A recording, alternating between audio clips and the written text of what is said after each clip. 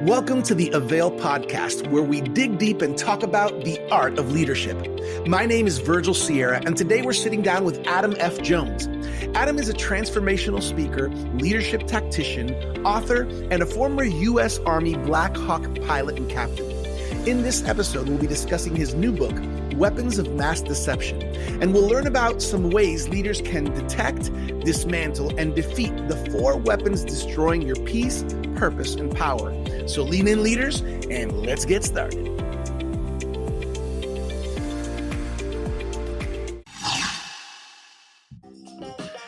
Woo! We're back, everybody, with another episode of the Avail podcast. As always, we are connecting with amazing leaders who are impacting locally, nationally, and globally. Today, we have the privilege of sitting here with Adam F. Jones, an incredible guest, an amazing leader, and a great resource that he's going to be sharing with us today. Specifically, it's his new book, Weapons of Mass Deception. I'm excited to get into this conversation. Adam, how does it feel to be here on the Avail podcast? Oh, it feels great. Thanks for having me, Pastor Virgil. And I'm excited to share with your audience a little bit, just some things that I learned on the way as I was going through all the challenges after really getting out of the service. So yeah, it's good. It's good to be with you. This is going to be fun. What I really like about you and your leadership is that you really make a strong connection with your military experience, what you've been through, what the Lord has allowed you to experience and kind of lead through, and now bringing a message that's going to help people on their journey of life. Before we jump into your book, Weapons of Mass Deception, can you just share a little bit about yourself, a little bit about your story?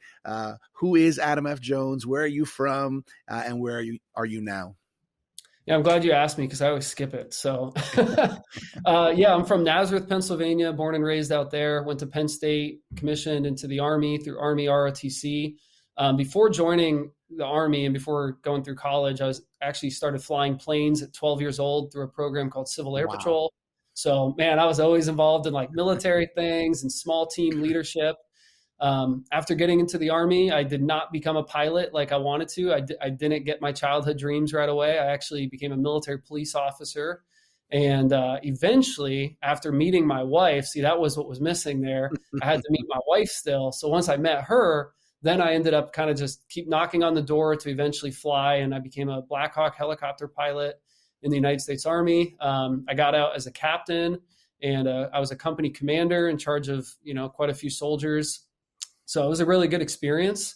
You and I have talked a little bit, once I got out, not only did I lose a sense of identity, but also I found there were certain parts of, the mindsets that I had and the way I operated in life that were no longer helpful, So, I went through some deep darkness and pain after getting out, but it wasn't just the military. It was many different areas kind of bringing this. It was like this perfect storm coming into my life. So yeah, that's a little bit of my background. And I'm a father of 2 beautiful, amazing, powerful girls. So just, I love it. I love my life. I love my girls, and I'm just glad to be here. Yeah, that's great. One of the things that never ceases to amaze me is how the Lord uses our stories, no matter who we are, no matter where we're from, no matter what we've been through.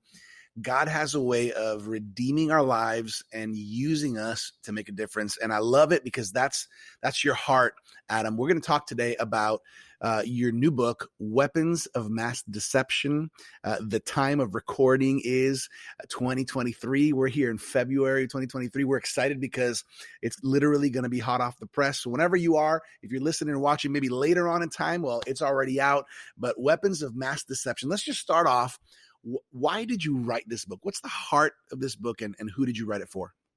Man, it's a good first question. So, when I stepped out of the structure of the service, and I say it that way for a reason, pretty quickly, the ambitious, driven man that I was constantly was trying to make things happen in his life, started to feel that his ambition and his drive was hurting the people closest to him. Seriously, Pastor Virgil, when I got out and I switched and moved to Pittsburgh from Colorado, I just went through tremendous transition, and I really started to lose my sense of power and confidence. There were so many things I was dependent on that I no longer had. And really, for this audience, what inspired me was I felt a responsibility to release this message into the world. I mean, no joke. I didn't want to write a book, and I definitely didn't want to write this book. I had a lot of people who would tell me, Adam, you're a Black Hawk helicopter pilot, you're a speaker, leadership trainer, you're working with executives and stuff. Why not write a book about your military experience? I was like, no, I don't want to do that. Like, I don't have anything to share that much anyways. And they'd say, well, you have these frameworks, you could teach these frameworks. And I'd go, oh, it's a good idea. And then a day or two would go by and I'd be like, no, it's just not right. It's not real. It's not me. And then one day I get this absolute, download of just reforming destructive culture that can really hurt people long term, right? And how there are organizations, there are mission-minded organizations that have great intentions, but sometimes they bring mindsets in that can hurt that person long term if it's not properly stewarded and taught, right? So anyways, man, it was just a total conviction. I got to release this message because I was in this deep pit of darkness, feeling like my life, wasn't in alignment anymore to who I was meant to be. I was getting in arguments with my wife that I never saw coming. I was having conversations that I never would have predicted. And with all of that came total breakthrough and transformation from what I reveal in this book. And I said, you know what? It would be irresponsible of me to hold this in and not share it just because that's comfortable. So I'd rather do the uncomfortable thing and release it. Yeah, that's good. Life can get disorienting at times, and I can't even imagine. I've never been in the military, by the way. Thank you for your service for our nation. But I've heard, and I have a lot of friends as well that have been, and life can be disorienting when you have certain transitions in and out. Back to civilian life, back to not maybe being in the role, but now being father, husband, and getting back into the rhythm. And that's why I think your voice is important. Not only have a lot of people been through that in the same case as military, but even just life can be disorienting. Now you call this book Weapons of Mass Deception. A lot of us have heard weapons of mass destruction. Can you define for us what is a weapon of mass deception and why do you call it that? Yeah, it's a really good question. So first I'll give you the definition, then I'm going to talk to you about what it all means. So I'm going to read it to you right from the book. A weapon of mass deception is any act of hidden malicious intent that exploits another person's insecurities or motives in order to deter, delay, dissuade, or destroy a multitude of people. Wow. There's a lot in that definition, which is why I spent a lot of time on it in the book. But it's not just destruction. A weapon of mass deception wants to deter you, wants to discourage you, it wants to delay you, right? And for me, a really big lesson that I had to learn that helped me with my breakthrough, that I really hope if you're listening right now, I want you to capture this one part. What we suppress in our heart spreads into our home. And what I thought is that because I was trained how to suffer, I was trained how to embrace pain, I was trained, in survival school and all these different things of just, man, hold it all in and look like you got it all together. And I would do that. I would show up on business meetings and I looked like I had it all together. But afterwards, man, I'd break down in a bath. I mean, honestly, I would, because I felt so alone. I felt like no one got me. And I couldn't really be me. I had to be the Black Hawk pilot. I had to be the Army commander all the time because that's the only way people saw me. Yeah. And I remember saying, man, if people knew Adam's not enough. So if they only knew Adam, I'm going to lose my cool card.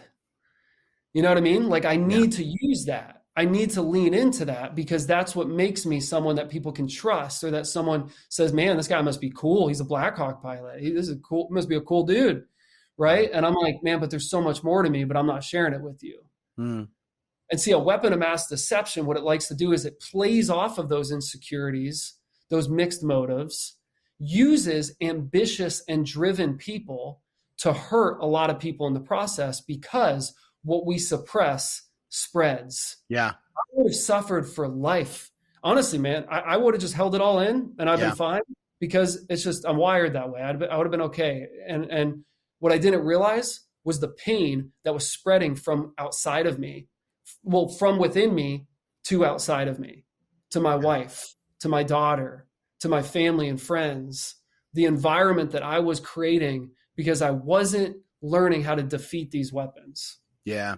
Yeah. I'm hearing here undertones of identity. I'm hearing undertones of what we naturally as humans do. Sometimes it's we put masks on, and what you're saying right now makes a lot of sense. It's a little counterintuitive, but what we suppress, we end up spreading, right? So Yes. what we suppress and we maybe try to hide, somehow it comes out, and that's why it's deceiving. That's why it's a weapon of mass deception. Man, I think this is important. I think this is important because it's so easy to just keep walking through the motions. And I think the longer that you're under a weapon of mass deception, the more damage it can do, the more you kind of get stuck in it, right? Obviously, this book comes from your heart. God inspired, it's God inspired in your life, but there's a lot of personal life experiences that you share and that you put in this in this book that helps us understand this journey. Can you share with us an example of when a weapon of mass deception affected you personally? Yeah, absolutely. And this is an area where once I could begin to see that I was not the target, but I was an initial entry point Wow. for a greater target, that's when I was willing to change. I mean, I'm telling you, that's when I put the blinders on in a whole new way. I didn't put the blinders on in terms of stay ambitious, stay focused, stay driven. I put it on in terms of, man, I got to create availability in my life. I got to remove the things that are pulling my presence away from my family and my friends because they deserve better. My daughter deserves a better father. And I know he's in there because a good father lives within me. Yep. Right? Yep. I know he's in there. It might not be Adam right now. It might just be my heavenly father living inside, but he will transform. He will start to change. So that was really, really key. And the most significant moment I think that I could always go back to is I remember walking into my kitchen. My wife gets home from a long day of work.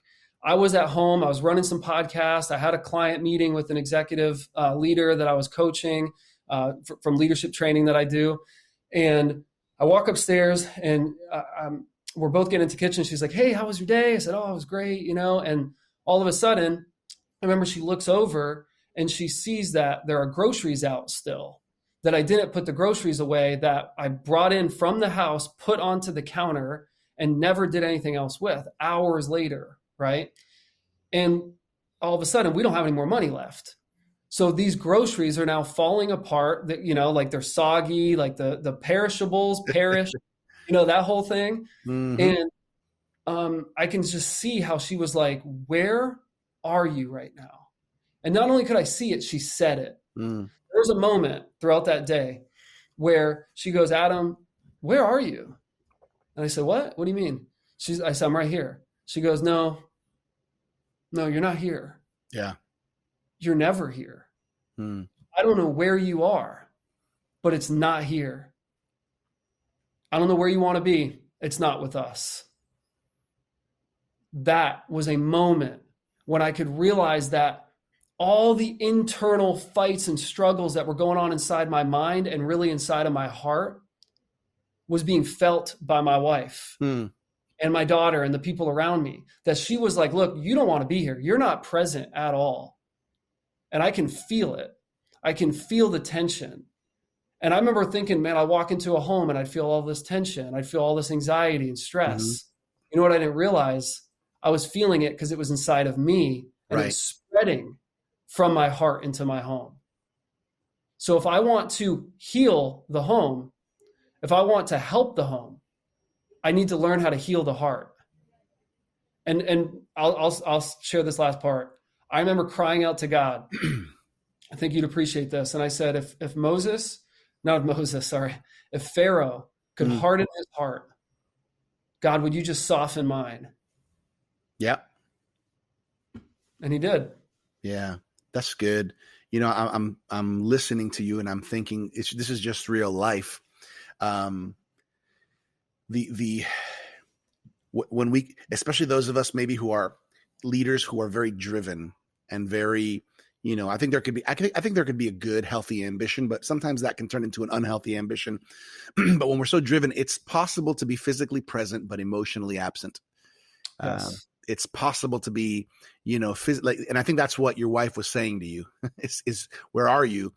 You were there physically, but your heart, your emotions, your true self wasn't completely there. And I think that can happen. You also, I remember reading through parts of your book, and you reference kind of healing for the heart, the home, and the headquarters, referring to my life, my home, and where I work. Right.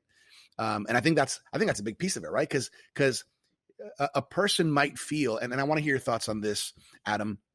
A person might feel, man, I'm successful. Look at all the things I'm doing at work. But that's not headquarters is not the only place that I need to be well and healthy. Have you seen that? And do you speak to that a little bit in the book? Yeah. And I think not only that, when you study the path of this weapon, right, this is the weapon that is unseen, but is affecting many people today. I mean, we're talking about suicide, divorce, depression, what's called hastened death, which is when people actually choose to speed up how much more time they have left here on earth because they don't want to live any longer. So they start to live a more dangerous life, and they start to put things into their body to speed it up, right? I mean, that's what we're talking about here. And for me, I didn't have suicidal thoughts or anything, but man, I absolutely felt like a zombie. I felt like my life, no matter how hard I worked, was never going to be enough. And I remember seeing through eyes where I asked someone this. I said, hey, does anyone else see what I see? And they're like, what do you mean? And I said, I just feel like I'm tired all the time, but I mean, it's all day long. And it's like my eyes feel so hazy and cloudy. And it's like there's a film over my eyes. And what I didn't realize was all the way back then, I was starting to detect these weapons. That's why I was feeling that way. I don't feel that way anymore. Man, I'm filled with energy, and I'm fully present and available to the people around me now because I've learned this. Yeah. So the path of the weapon starts in the heart, spreads into the home, and then continues to shift and follow you into your headquarters. So you might have a really good working environment right now. Everything's doing awesome, and you're like, I'm winning. I don't know how long that's going to last because eventually it's all going to start to show that it's connected. It just takes time. I think about like the greatest attack that we could ever put on people in uniform is to have them feel that their time in service didn't matter. Right. You have any idea, to whoever's listening, how many people served that have regrets for doing things they never did? They have regrets for doing things they never got to do, that they were never asked to do. Now, I am not just a voice for the veterans. This is about leaders in general, high-performing, high-capacity leaders. But when you see that and you see systematically how it's causing the suicides at the rates that they're at, you say, man, the greatest attack against our protectors is that. It's to cause them to start to lose all sense of identity, purpose, power, peace, to where it's as if their mission's over now that they're out. And not only that, I've talked to a lot of people about this. They say it's as if those past years didn't count to their life. Yeah. Yeah. This is something that's important, especially if we're leading and we want to be healthy leaders and we want to be productive, fruitful leaders. We got to pay attention to this. So you specifically go into 4 weapons of mass deception in the book. We don't have time to talk about all 4 of them. This is a limited time podcast, but could you maybe tease us with a few and maybe just talk to us about one of the specific weapons that you talk about in the book? Whether you're an innovator in ministry, business, or your community, Avail Plus is designed to take you to the next level. What is Avail Plus? It's an exclusive leadership resource that offers access to brand new premium resources like books, study guides, and masterclasses.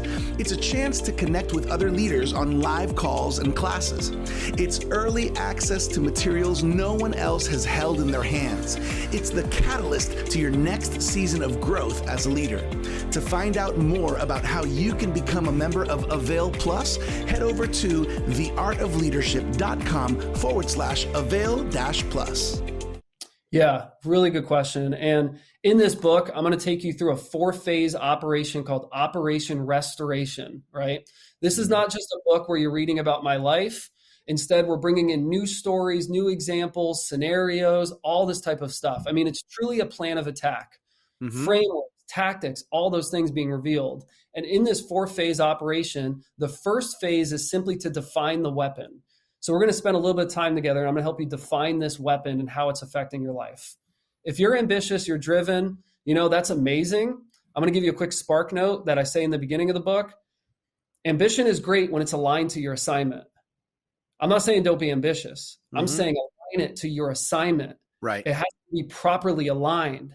If not, it's going to remove your availability to say yes for the greater things in your life, which is literally your family, right? I mean, this is your family, your friends, it's your community, it's your team you're currently leading. So I'm bringing this all together to share with you a weapon I want to talk to you about. But we got to define it. Next, we got to detect the deception. Well, which weapon of mass deception is present in my heart right now? And we have a survey in there, a battle damage assessment to help you with this. But the weapon I'm going to talk to you about, I call the altar of impact. The altar of impact. This was a weapon that was probably hurting me more than any other. And it was really rooted in what I felt would equate to impact in my life. In other words, long story short, what I started to do is I would sacrifice my family on the altar of impacting other families. I would sacrifice my role as a father, as a husband, on the altar of impacting other husbands and fathers. It was as if I would abdicate my responsibility. I didn't think I was doing that. I thought I was being noble. I thought I was doing the right thing, serving, sacrificing. And that's something I talk about a lot when I work with a military organization. There's a difference in thinking sacrifice is sacrificing your family, your time with family. Well, hey, I'm being selfless, in other words. Hey, I'm being selfless. I got to go. Well, maybe you being selfless is actually you staying. Sometimes it is. Right. We got to figure this stuff out. So this weapon loves to pull you away, to cause you to drift away, and to cause others to drift away from you, who you have your influence with right now. And it's very destructive. Yeah. And this is where my wife and I thought we were like opposing forces. And it felt like there was such a distance between us because the altar of impact was bringing that destruction into my heart and it was spreading into my home. That's phase 2. Phase 3, we teach you how to dismantle the weapon. How was this weapon all formed? How do we pull it apart? And then phase 4, we deploy a counterattack. I give you clear tactics that you can use now based on the weapon that's in your life that you can start to deploy quickly and get immediate results while also understanding everything takes time. And your family might take a little bit of time to adjust to this new version of you. But at the end of the day, if you're maxed out, I want to help you become transformed. Yeah, that's good. I feel like going to get my camo on get into action as I read your book. I love this. I think it's easy, even like I did right now. It's easy when somebody hears, for example, that you, Adam, came from a military background. People can automatically think, okay, trauma, combat, post-traumatic stress issues, right? And obviously, yes, trauma can be one of the origins of a weapon like this, but it's definitely not the only one. Can you talk a little bit about some of those origins of these weapons? Yeah, love the question. It's extremely important during the time we live in, because when we immediately default to thinking that someone experienced trauma just because they were in, you're missing a bigger picture to their story. And actually, I think pretty quickly what you can do is you can isolate them to where they don't want to tell you their story anymore. This was me. All right. So let me get real with everyone on here. I've been in a uniform since I was 12 years old.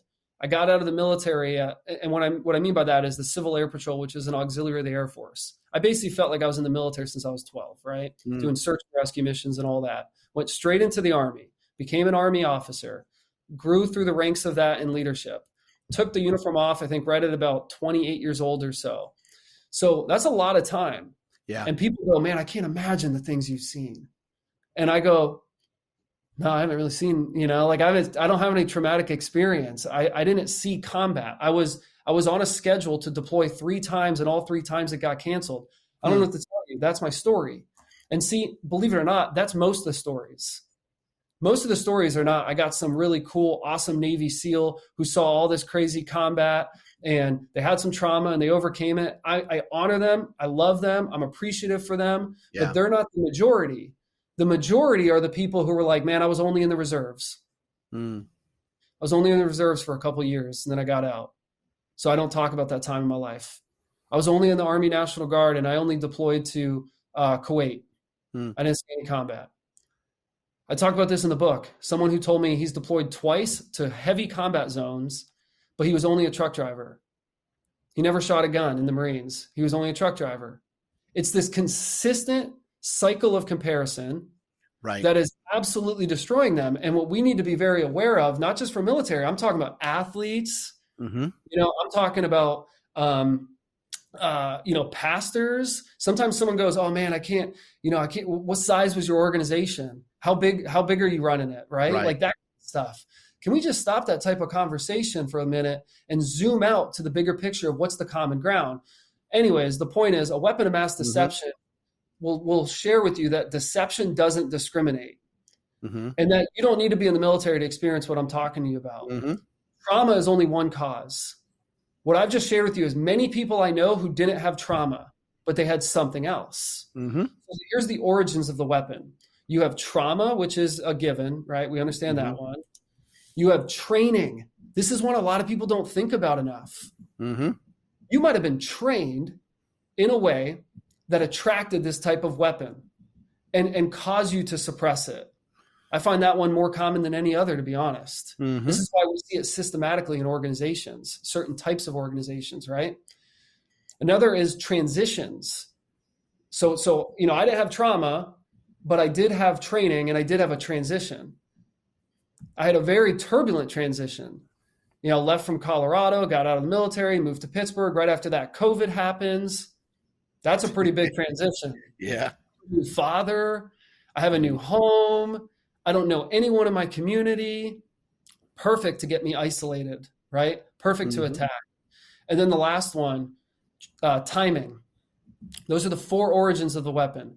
Timing, meaning I'm running out of time. I just got to keep pushing. I got to keep going. I'm running out of time, or this time in my life has made me more susceptible to it.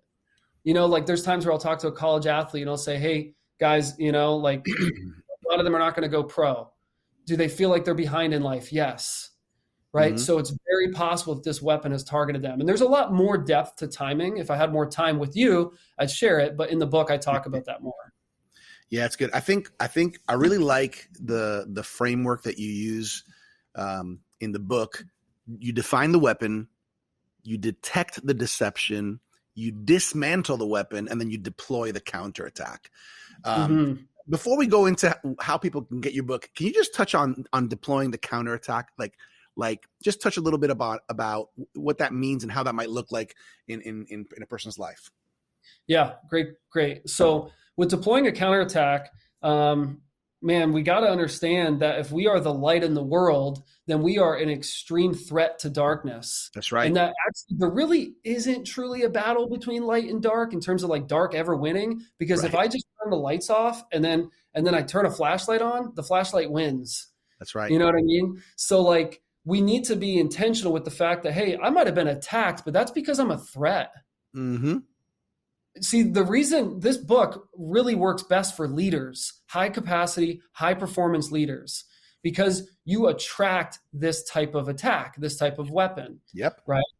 And what's so cool about that is you realize it's because you have influence. Yep. It's because you're someone who can reach others. You can change atmospheres. So I want to help you deploy counterattacks. Yep.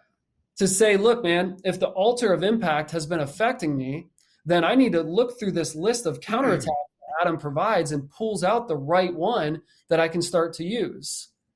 Now, for the example of altar of impact, this can get really simple very quickly. Boundaries.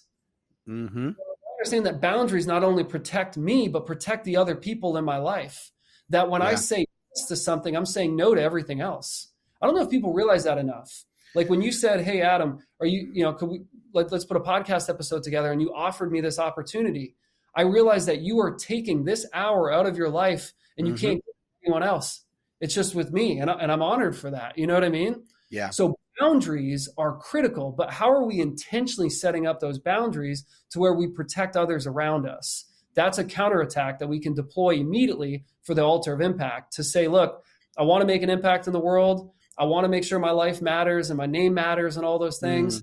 At the same time, though, it's within this boundary now, right? It's past this certain time of the day. It's a Saturday, it's a Sunday, it's whatever. I mean, I know someone, Brendan Bouchard, who's a high performance coach, and he said no to meeting with the president twice, different presidents throughout the past, decade, because he I actually have a date with my wife that day, and I already planned it. Like, what? You talk about stretching us to be really present and loyal to the people around us. So anyways, that's one counterattack right away for the altar of impact that we can all deploy, but we got to be intentional with it. Don't just pick a whole bunch of boundaries everyone else does. Decide what's best for you and then really stick to it. I love it. All right, here's what I want to do. I want people to know how to get this book. I do want to ask a question or two about how you help leaders and organizations. I want to get to that, but before that, how can people get this brand new, hot off the press book, Weapons of Mass Deception by Adam F. Jones? Yeah, well, I will be writing books in the future, and I don't know if I'll be as convicted about them as this one. So I'm telling you, it's not about the book. It's about a message of restoration for the heart of the home. If you want to see homes restored, if you want to see the world we live in with connection and deeper unity, starting with our communities, then I'm telling you, I am so convicted on this. You need this book because it's not about Adam. Yeah. It's about you. It's a plan of attack for you. If you think there's more freedom, there's more transformation you can experience, that there's been something missing. I really do believe this book is going to reveal it to you because it's not just a book. It's a message. And in that message, you will get a plan of attack. So I want to give that plan of attack to you along with any other resources you want. If you want just the book, start with there. If you want a workbook so you can do some internal reflection or maybe group facilitated discussion, I love that kind of stuff. So I made you a workbook as well.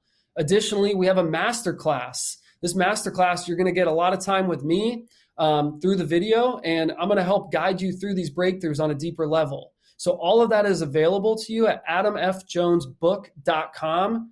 I'm telling you, it's time to deploy this plan of attack into your life because now more than ever, we need to see the restoration of the heart of the home. And I'm excited about it.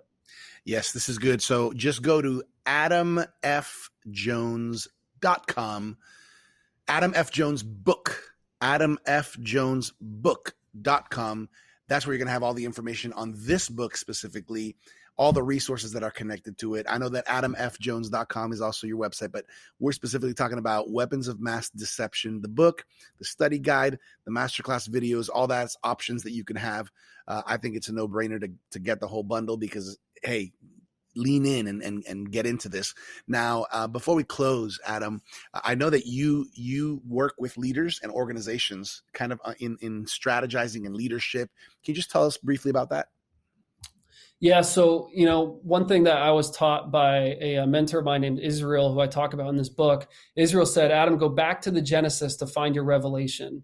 Go back to the beginning and start to see all the different parts of your story and how they make sense.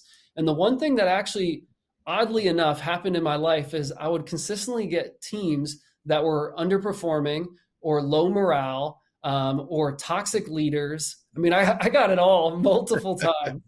And I started to have to really learn, hey, how do we shift this? How do we increase retention? How do we increase engagement without constantly talking about those two things and have them be a byproduct? See, too many of us are talking about retention. And if we just keep saying, hey, I want to increase retention, we want to increase engagement, people will actually will start to comply with the norm. So if they think retention's low and you keep talking about it, guess what? You're happy to have me. Engagement's low. Well, hey, I'm a little bit engaged, so you're welcome, right? We start to get that entitlement instead of progression. So I want to help leaders progress their teams and become attractive to where they're ready to train new people. So at the end of the day, this was the trend that I saw. And over that time, I started to build out what I call the blue sky leadership strategy. That strategy, part of that is in the book. All right. That's actually one area of the strategy, is this resiliency aspect and helping people become more resilient. But what Kingdom Operatives does, and I'm the CEO of Kingdom Operatives, is we train leaders to equip and empower their teams. That's it. We want to equip and empower the team to be able to lead, the team to be able to take decisive action. Good. Because then that leader can start to focus on what's coming up next. They can become more strategic. They can look more at shaping culture. And overall, the organization gets a sense of ownership, which in return, you're going to see an increase in retention, engagement, and morale, all the things you want. So that's something I do through workshops and through speaking to organizations, which is available to anyone who wants that by going now to the site adamfjones.com and reaching out to us and getting a call together. That's good. You heard it, everybody. adamfjones.com for more information on how Adam can help you and your organization and your leadership team. Also, the book, adamfjonesbook.com. The book is Weapons of Mass Deception. This is going to help you in your leadership journey. I will mention as well, Adam, we love resourcing leaders here at Avail. The Avail Journal, this comes out quarterly. I think that there's no other Christian leadership quarterly journal quite like this one. It looks good. It feels good. And the content is awesome. Leaders, if you're not doing it yet, you can subscribe for a free annual subscription by going to availjournal.com. Availjournal.com. I know you're familiar with the Avail Journal. Adam, have you enjoyed some of that? Oh, it is phenomenal. Yeah, like you talk about some high quality production. My goodness. Hey, everybody, availjournal.com. Get a free annual subscription. The website is adamfjonesbook.com for the book Weapons of Mass Deception. It's time to close. Hey, I could be in this party for another hour, Adam, but we got to wrap up this episode. Can you just leave all of our leaders here at Avail with a final nugget from your heart? Yeah, absolutely. One thing I was thinking about, considering this is a leadership podcast, is maybe sharing a little bit about what we need to see in this new stage of life that we're in, right? And this is really speaking from the heart. We can't teach leadership if we don't live the life of leadership. I'm going to share with you my equation. It's that leadership is a lifestyle plus a lens, the way we see the world, plus a language over the foundation of love. And see, when you learn to actually love the people around you, you become more effective at everything else. This book, Weapons of Mass Deception, is going to teach you to see how God loves you, to see how you can love yourself, how you can love others. And in return, your lifestyle, your lens, your language is all going to improve. The one thing that I was missing, Virgil, when I was really going through this area of darkness, I needed an example I could point to. I needed something where I could say, that's how I feel. But too often, most people only have the language of leadership, so they sound perfect. They sound great. They sound like they got it all together. I needed real, raw people who would say, man, this is what's really going on in my life, and I could point to that. I had a person who was on a TV show where I said, Jess, you see that person? That's how I feel. And I remember she was so shocked, like she couldn't believe it because I didn't have the words for it, and I never told her. She had no clue. She was blindsided by how I felt. Until I had an example, I had language. This book, if anything, is going to give you the language you need built on the foundation of love so that you can begin to experience the transformation that has been waiting for you all along. That's good. That can preach right there, everybody. The book is Weapons of Mass Deception. The author is Adam F. Jones. The website is adamfjonesbook.com. Adam, let me just say, man, we're proud of you.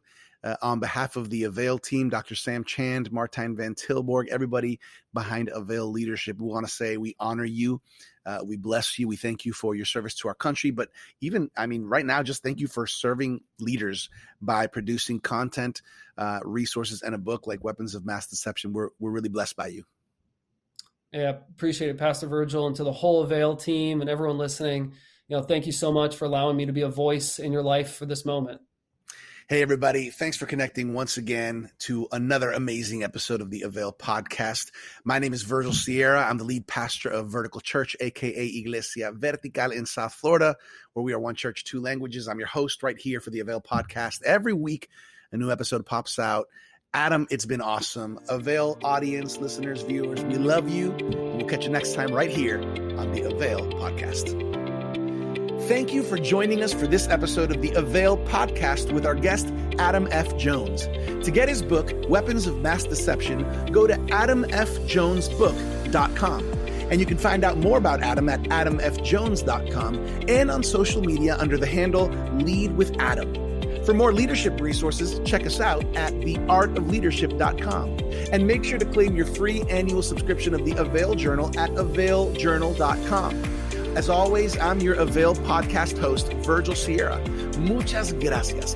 Thank you for connecting with us to learn the art of leadership here at the Avail Podcast.